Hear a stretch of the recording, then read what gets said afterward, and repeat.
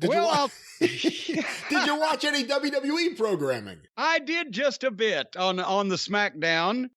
As I mentioned, they ought to call the show Letdown. There were actually two things on the show worth watching this week.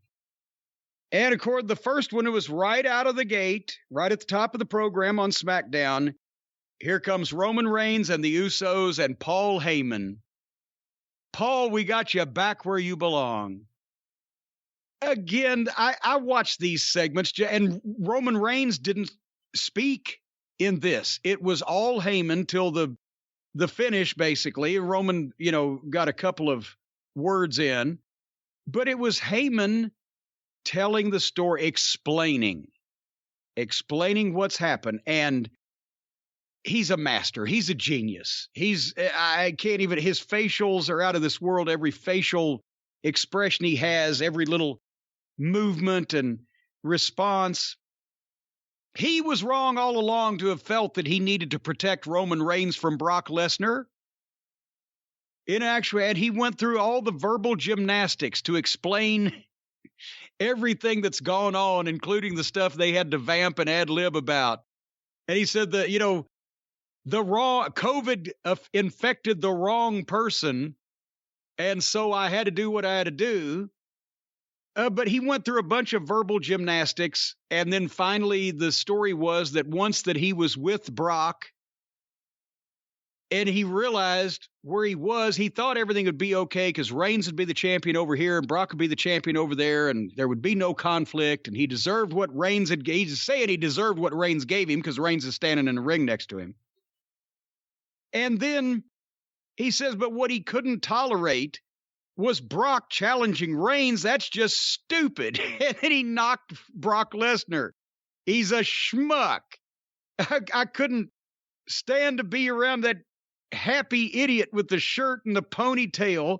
I didn't want to be stuck with a happy Saskatchewan farmer for the rest of my life.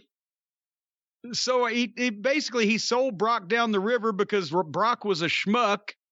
And now Paul realizes he needed to protect Brock from Roman Reigns. And there's Roman smiling like the cat that ate the canary. So again, what a fucking promo. And it made all this preposterous shit make sense. And then Reigns, now that he's fallen for this again, it was Paul Heyman in the ring explaining himself to someone that he wanted to stay on the good side of. So, Brian, you can imagine what it was. And then Reigns offered him, he said, the hand of forgiveness, the hand of love. And I wonder what else kind of hand Roman Reigns offered him. But Paul closed acknowledging Reigns as his tribal chief, and then telling the people, he was about to tell the people to acknowledge Reigns, and hear Goldberg's music hit.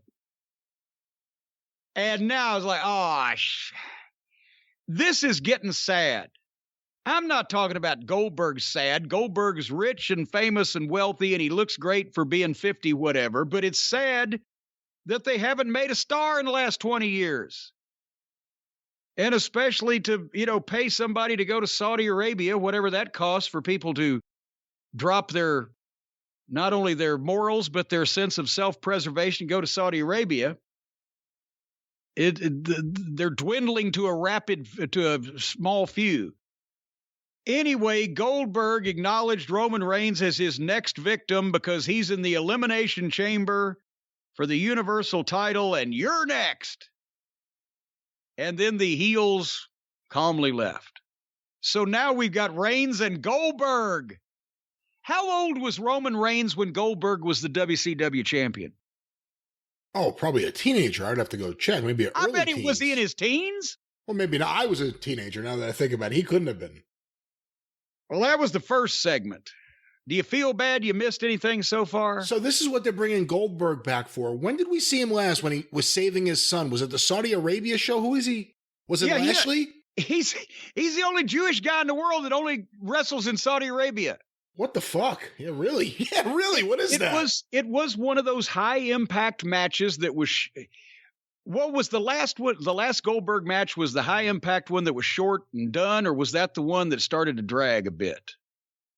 You know, I'm not even sure. I remember. Yeah, and that's another part of the problem. You can't remember the Goldberg matches because they all kind of look the same and they happen every sporadically.